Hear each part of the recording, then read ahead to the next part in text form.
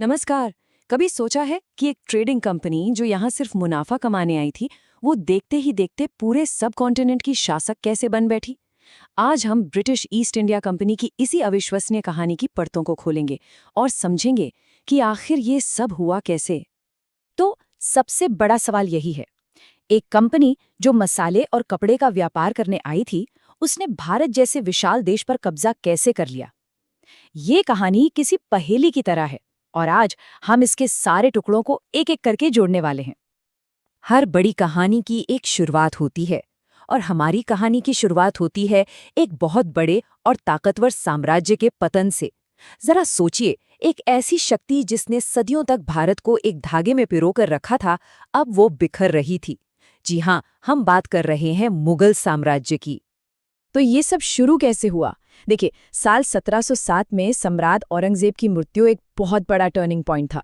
उनके बाद जो भी आए वो काफी कमजोर थे और इतने बड़े साम्राज्य को संभाल नहीं पाए। और ये तो नियम है कि जब केंद्र कमजोर पड़ता है तो क्षेत्रीय ताकतें सिर उठाने लगती हैं। हैदराबाद और बंगाल जैसे सूबों ने तो बस नाम के लिए दिल्ली से रिश्ता रखा, असल में वो आजाद हो चुके थे। तो असल में हुआ क्या? मुगल साम्राज्य को किसी बाहरी दुश्मन ने नहीं हराया, वो तो अंदर से ही खोखला हो चुका था।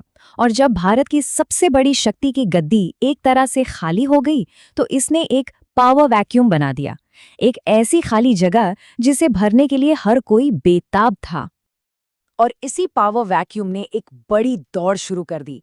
हर कोई, मराठों से लेके यूरोपीय व्यापारियों तक, सब भारत के भविष्य पर अपना कंट्रोल चाहते थे। और बस यहीं पर यूरोपीय लोगों के इरादे पूरी तरह से बदल गए। अब वो सिर्फ मुनाफा कमाने नहीं आए थे, अब उन्हें चाहिए थी सत्ता। व्यापार से जमीन पर कब्जा करने का ये जो बदलाव था ना, यही असली गेम चेंजर था। मैदान में कई यूरोपीय खिलाड़ी थे, पुर्तगाली, डच, फ्रांसीसी, अंग्रेज। लेकिन बहुत जल्द ये साफ हो गया कि भारत पर राज करने की असली लड़ाई सिर्फ दो ताकतों के बीच होगी। एक तरफ ब्रिटेन और दूसरी तरफ फ्रांस। मंच एक महामुकाबले के लिए तैयार था। तो अब हम आते हैं उस संघर्ष पर जिसने सब कुछ तय कर दिया। कर्नाटक युद्धों की वो सीरीज, असल में यहीं पर भारत की किस्मत का फैसला होना था। इसे ऐसे समझिए जैसे ये कोई 3 राउंड का बॉक्सिंग मैच हो। पहला राउंड तो लगभग ड्रॉ रहा, लेकिन दूसरे राउंड में रॉबर्ट क्लाइव नाम के एक तेज तर्रार ब्रिटिश ऑफिसर ने पूरा खेल ही पलट दिया और अंग्रेजों को एक बड़ी बढ़त दिला दी। और फिर आया तीसरा और आखिरी राउंड, जिसने विजेता का फैसला हमेशा के लिए कर दिया। अगर कोई एक लड़ाई थी जिसने सब कुछ बदल दिया, तो वो थी 1760 की वांडी वॉश की लड़ाई। ये एक नॉकआउट पंच जैसा था। इस एक हार के साथ ही भारत में फ्रांसीसियों का सपना हमेशा के लिए टूट गया। तो फ्रांसीसी बाहर हो चुके थे, पर इसका असल मतलब क्या था? असल में इसने अंग्रेजों के लिए सारे दरवाजे खोल दिए। चलिए देखते हैं कैसे।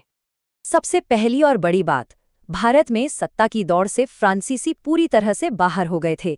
हाँ, वो व्यापारी बने रह सकते थे, लेकिन अब वो शासक बनने का सपना भी नहीं देख सकते थे। उनके लिए खेल खत्म हो चुका था। अब जरा पूरी तस्वीर को देखिए। जब सबसे बड़ा यूरोपीय कॉम्पिटिटर रास्ते से हट गया, तो अंग्रेजों के लिए मैदान बिल्कुल साफ था। अब वो अपनी पूरी ताकत भारतीय शक्तियों जैसे बंगाल पर लगा सकते थे। प्लासी और बक्सर की लड़ाइयां इसी जीत का सीधा नतीजा थीं। ये वो पहली सीढ़ी थी जो सीधे ब्रिटिश राज तक जाती थी। तो आखिर में कर्नाटक युद्ध सिर्फ 2 यूरोपीय ताकतों के बीच की एक लड़ाई नहीं थी। इसने भारत के इतिहास का रुख ही मोड़ दिया। एक व्यापारिक कंपनी के लिए शासक बनने का रास्ता अब साफ हो चुका था और अगले 200 सालों के लिए इस उपमहाद्वीप की तकदीर तय हो गई थी। सोचने वाली बात है ना?